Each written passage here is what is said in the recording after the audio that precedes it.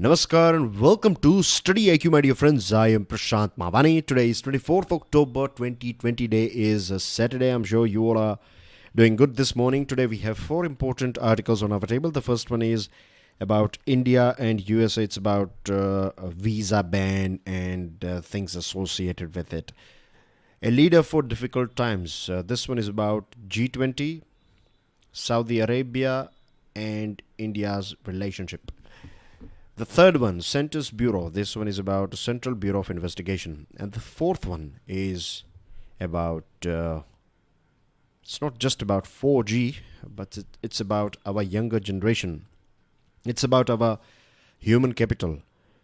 And it's about this addiction to mobile phones.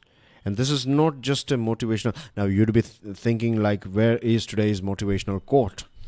We are going to talk about motivation when we reach here. We are going to talk about some tips, some tricks that will help you. But this is not just a motivational discussion, right? This is part of your syllabus. If you go through your syllabus of UPSC Mains Examination, internet, social media, its impact, good things, bad things. If you go through past papers, you will find questions on it. And not just for UPSC, those students preparing for various different competitive exams, you may find a essay topic on social media or too much use of internet or benefits, merits and demerits of internet. And those preparing for state level examination, for you as well, this topic is important. Now, dear friends, at present, Navratri sale is going on all our smart courses. This is going to last till 26th October 2020.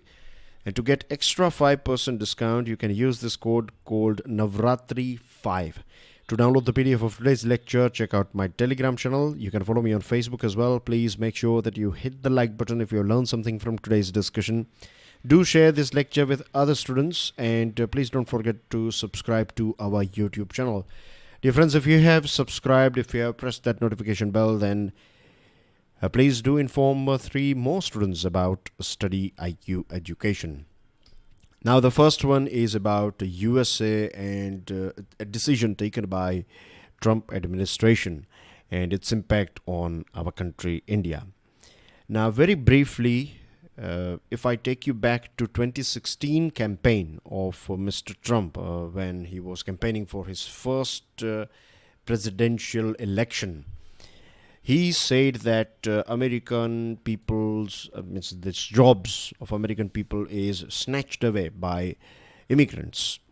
He said that if he wins, he is going to create this America First thing, and all those factories, American companies who are producing things in China and different parts of the world, they have to come back to USA. They have to produce their products in USA so that more Americans can work in those factories. And he talked about this sort of things. Now, elections are not far from where we are at present, and he has once again tightened the screws on the country's immigration system.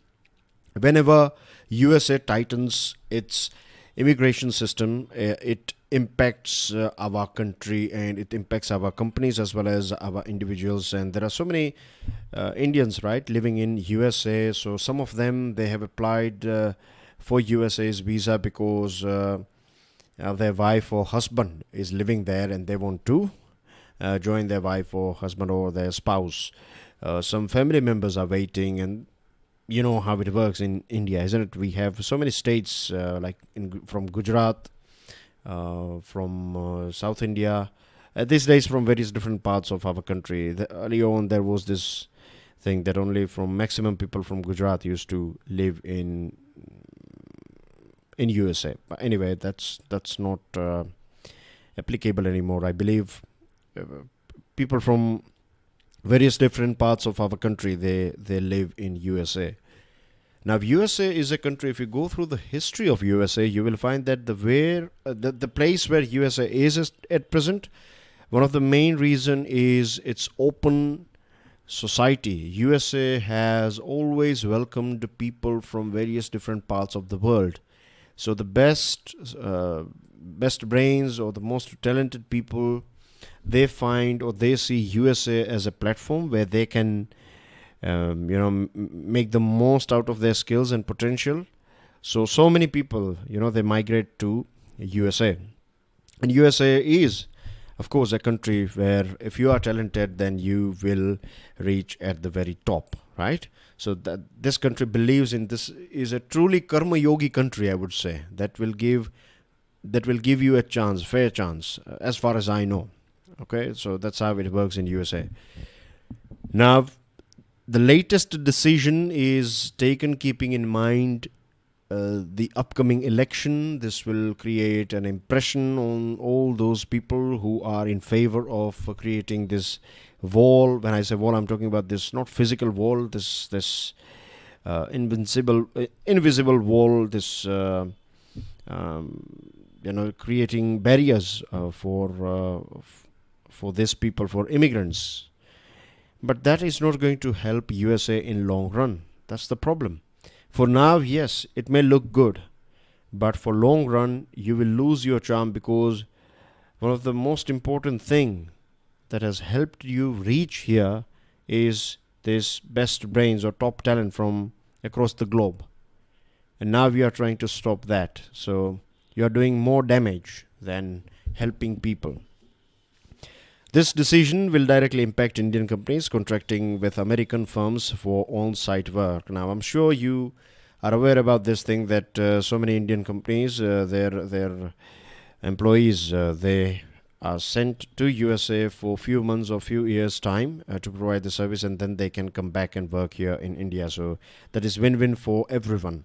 American company will get a person from India that can work on a project. The Indian guy or the Indian girl who visits USA and works there is one more feather in his or her cap, that they have worked overseas and they have this. So it's good for their career, and it's good for that Indian company who is sending people over there. So it's win-win for everyone. But now Mr. Trump is saying that minimum salaries payable to those applying for H-1B visa, he is going to raise the bar. In fact, he has raised the bar, and he has stopped the issuance of this visa till 31st December 2020. Analysts predict that Mr. Trump's 22nd June 2020 decision on this ban on new H-1B visa will impact 219,000 workers. And this will impact our economy, because the thing with our economy is that at present, 50% population of our country is associated with agriculture. If you see GDP contribution, the maximum contribution to our GDP is coming from tertiary sector, or you can say services. Now, I'm going to be very brief here. I'm going to explain you a very important point regarding our development.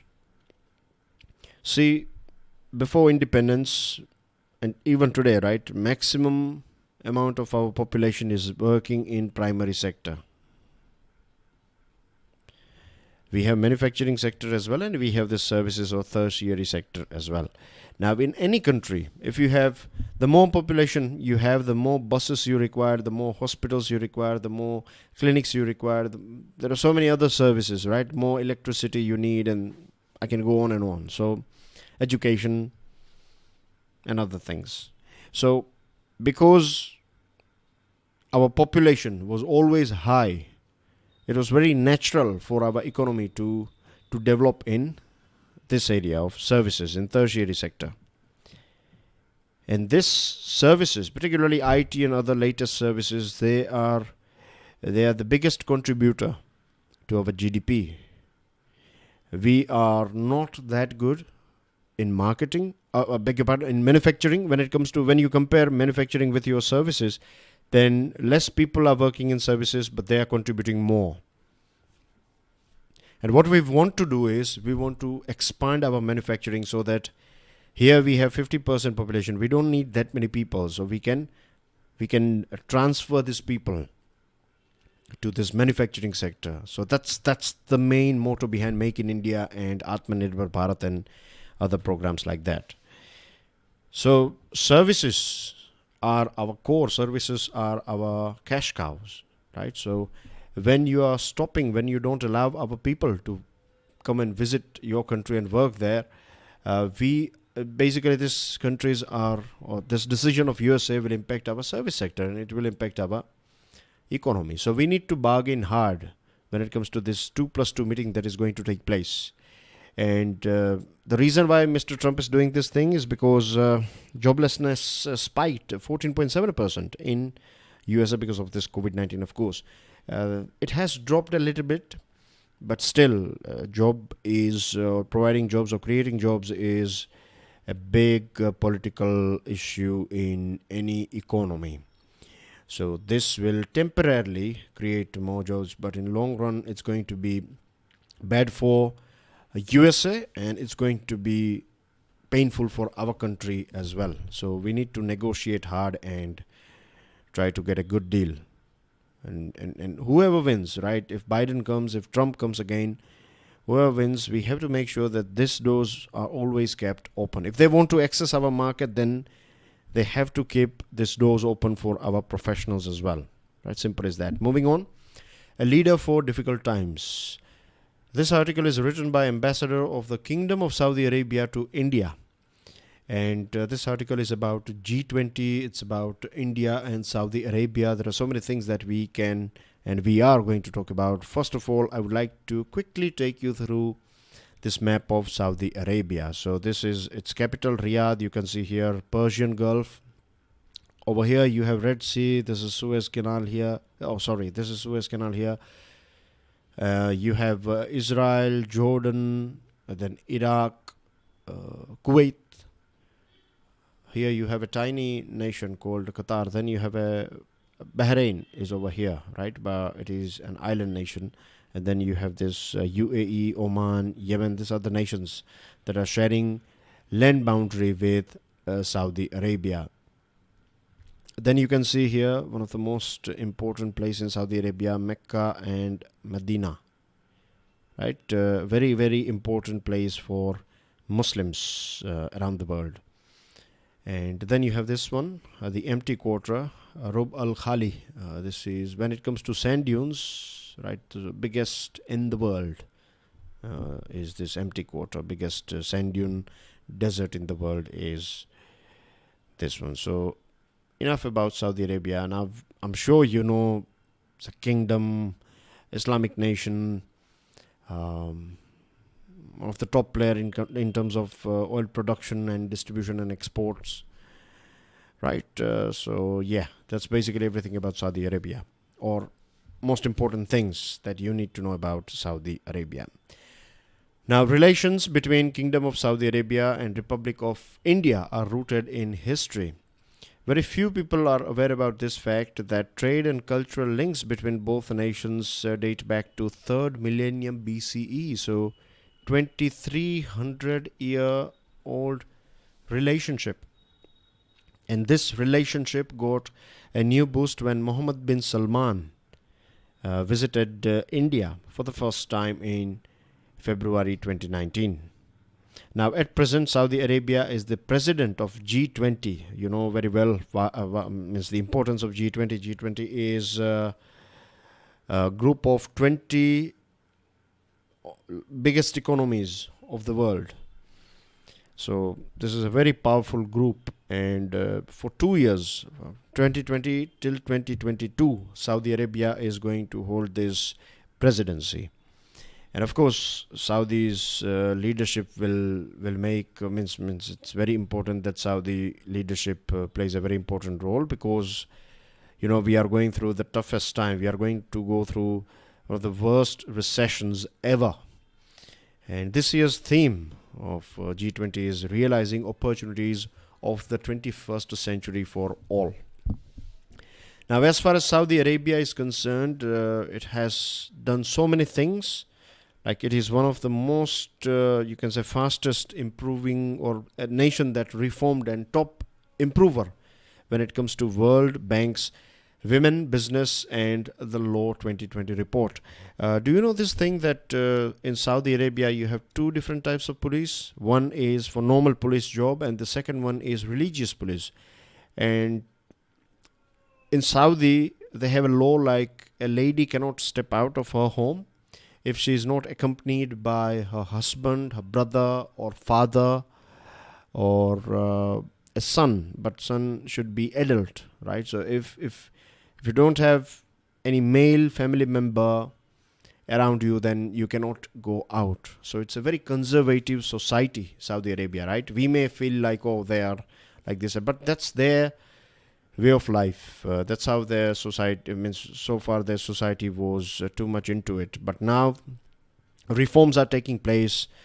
Saudi Arabia has allowed ladies to have driving license, and they can drive a car. Till now, till a few years ago, this was not allowed, and this was, I think, the only country that this was the last nation, I think, as far as I know. I don't know if there is any other country like that.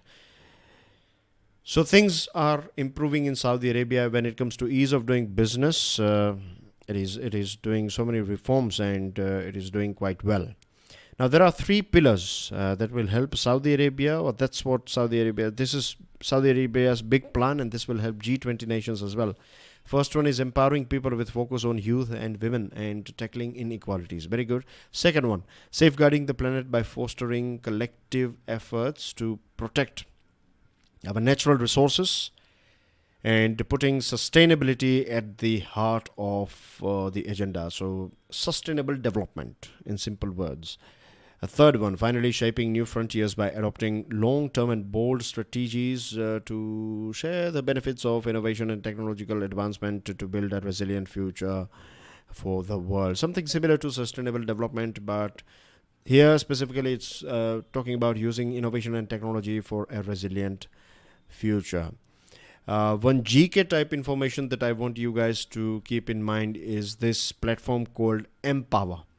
The full form is Empowerment and Progression of Women's Economic Representation. It is a forum constituted by G20 nation.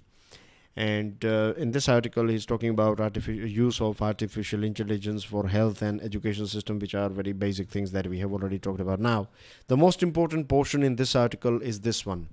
Debt Suspension Service Initiative.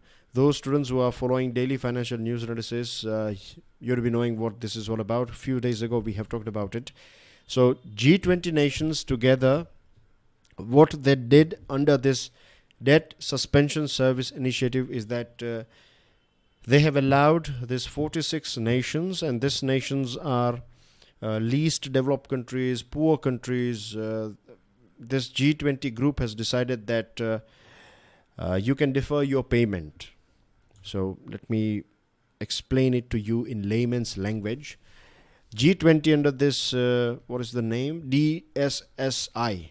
Under this DSSI, let's say if you are, I'll give you your example, right? This will help you. Let's say, let's take an example. If you have like 5 lakh rupees, or if you want 5 lakh rupees, right? And if you borrow it from your friend, and then you have to pay it back one day, right? So you're trying to pay it back, but then you find that a big unfortunate thing took place in your family. Let's say someone had an accident and you need quick surgery, and then you have to spend this 5 lakh rupees. So now you won't be able to pay it back on time, isn't it? But just imagine if your friend tells you that I know that someone from your family is not well and you need money at present. So don't worry about giving this money to me now. You can pay it next year or maybe after 2 years. Till then, you don't have to pay anything. So this is going to be a big relief for you, isn't it? In the same way, this G20 nations under this Debt Suspension Service Initiative have said the same thing to 46 nations,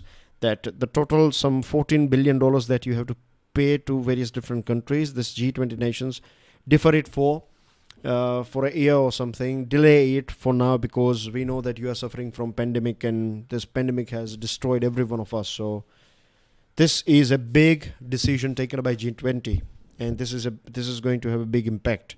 The G20 is also working with international organizations to complement this efforts, including multilateral development banks who are planning to commit 75 billion for DSSI eligible countries between April-December 2020, and part of their 230 billion commitment for emerging and low-income countries as a response to the pandemic.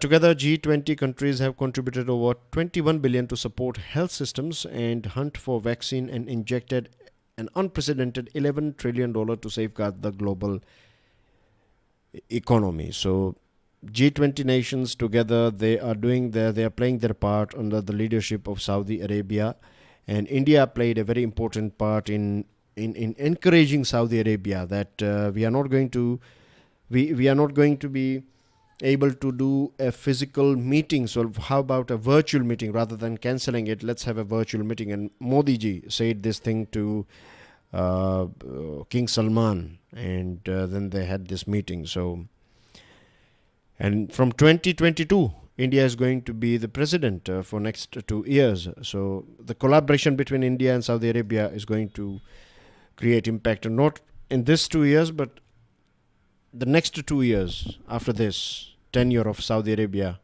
when India will be president. At that point of time as well, the work that we are doing today will, or the seeds that we are sowing today will produce fruits in 2022 till 2024 and beyond that as well, of course. Then we have Centre's Bureau. I'm going to be very brief here.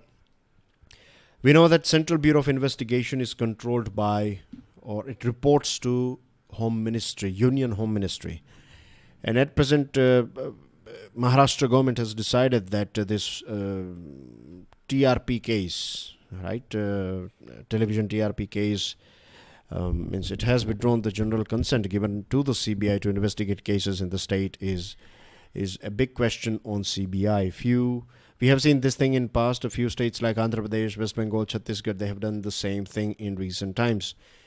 And Supreme Court termed CBI as a caged parrot, and Supreme Court is not wrong.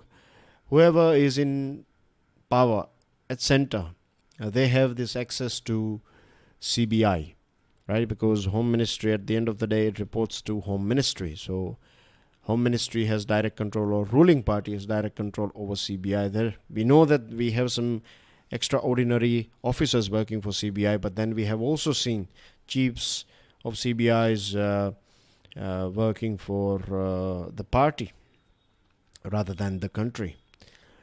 So yes, it has CBI. We cannot say that it is 100% clean organization, though it is a very reputed organization. But still, if you go through, there is a formidable body of evidence to establish that through much of the last 3 decades, and even now, when an investigation is not being monitored by the court, the agency has served as pretty much its master's voice. So this tug of war is not beneficial for our country, and we need to reform it, right? We need to make it more independent. At the same time, not every single case should be given to CBI, right? The reason why everyone is too much inclined for CBI is because we don't have proper investigative agencies at state level, at local level. Every police station, we can create it into a sort of Sherlock Holmes type investigation. We can have best talent. We can have a separate wing for investigation their job will be just to collect evidence and investigate things. So we can have it. We have talent. What we lack is a proper system. Moving on to the last yet very important topic of the day. Let me tell you clearly that I'm not motivating you here. Motivation is very limited, right? It will give you a kick. Now it can ignite you, but you have to keep on adding fuel by yourself, right? I can motivate you for today, for a few hours, but if you don't act on it, then you're not adding any fuel. So I can lighten your candle, but then if you don't add more wax, then it's going to extinguish. Simple as that. So this article is written by Chetan Bhagat. I found it in today's Times of India. The Forgotten Generation. How beautifully this 4G is written here. See.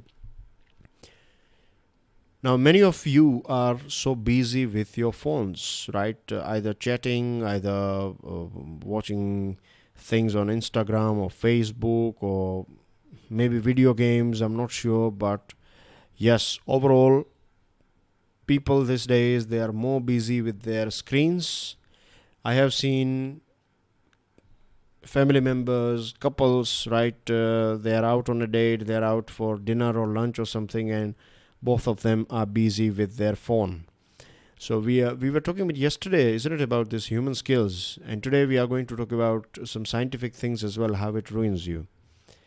So if you are too much obsessed with your smartphone, if you are too much obsessed with your social profile, like how you look and you are the coolest and things like that, then I'm sorry to say, but you are wasting your life, right? This things may make you or give you a feeling of a sort of celebrity feeling for a few months, maybe a few years, but in long run you are going to lose. And at present, if you really observe around you, then we don't have any tough competition. Look at the people around you, right? Weak people everywhere. They cannot keep their promises. They cannot. They are addicted with this sort of things. And every one of us, from now on, from today, we can step out of it. We have this power. So don't consider yourself weak. Just leave this sort of things and focus on your career. To be honest, a day will come when you will realize that you have wasted so many precious years of your life. On an average, the report says that youngsters, they are spending 5 hours every day. 5 hours every day they are on their screen. So it's like 1/3 of your life. Just imagine if you read any book for one hour every day. If you exercise for 1 hour every day. If you do something good, a charity thing, or maybe sort out your room, make sure that things around you are nice and clean. If you invest 3 hours every day for these 3 things, then your life, you will see a big difference in your life. So please do it. If you have video games and things, get rid of it. I'm not saying that you should not use social media at all. But if social media is using you, then definitely you need to delete it. If you are using social media in a very limited, in a very, what you are doing, then that's fine. But if you think that you will become a celebrity one day by just sharing more pictures and more cool things, then no. There are so many, that's like a big competition there. Where you don't find competition is in reading books, because there are very few people doing those things. Doing exercise, looking after their health, looking after their emotional health. And see, we have 2 different areas, big areas in our brain. One is cognitive and the other is emotional. So one is emotional, one is logical. What happens is when you eat too much junk food, you are going to be overweight. In the same way, when you are feeding yourself, your head, your mind with too much of this junk videos and series and God knows what, this will just entertain your emotional brain. Your cognitive, your logical brain will slowly go down. So in few months' time, in few years' time, what will happen is that you will become a person who is totally functioning on emotions. And this is not a good way of living. There should be this emotional intelligence, a fine balance between logic and emotion. I'm not saying just logic is good. Just logic is also not good. A fine balance of logic as well as emotion is one of the best way to live. Right? One of the best, most scientific way of living. You'll be successful not just in terms of money, in terms of fame, in terms of your personal life. You will have good friends, you will have good family members, good relationship with everyone, less troubles because of your behavior, because you are a balanced person. So this is important for your syllabus, this cognitive as well as emotional thing that I've told you, right? These days we find this social media trollers, right? We call them netizens, but most of them are just there to troll. Anyone can say anything. And I really don't like this thing. Anyone can say anything. If I have, right, and this applies to my work life as well. If I have, let's say if I'm not happy with if someone has done a mistake, conducted a mistake, right? If someone is reporting to me and if they have made a mistake, then I will not tell that person in front of everyone. I will talk to that person one to one. This is a very important management skill. And if that person has done something good, then I will say that in front of everyone. If you are in fault, if I want you to improve in some area, then I will have a one-to-one discussion with you. But if you have done something good, then I will appreciate it in front of the whole team. But what happens in social media, anyone can say anything. And they feel like saying bad things or criticizing someone openly is good. No, it's not part of good manner. If you have something, if you are not happy with something, tell them in person. Tell them personally. Don't tell them in front of everyone. This is not going to be bad for that person, but it shows that you don't have any manners. You know what I mean? So there are so many other things that you will find on social media. And it makes you lazy as well. It makes you really, really lazy. And kids these days, they have access to pornographic material, and they can online pictures. They are sharing pictures, and it's a nightmare for parents. It's a big trouble for parents. Now, China is 5 times richer than us, and if we want to get ahead of them, it's not by just playing PUBG we can do it, right?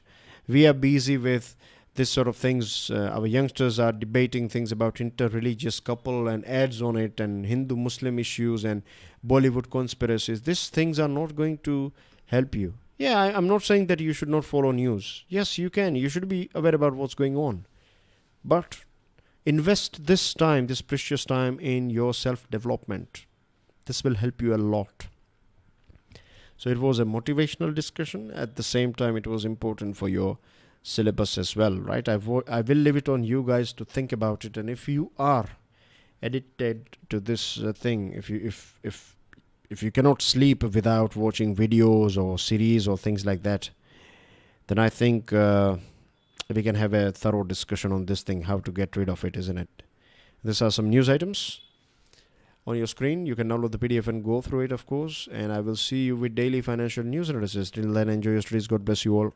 Jai Hind.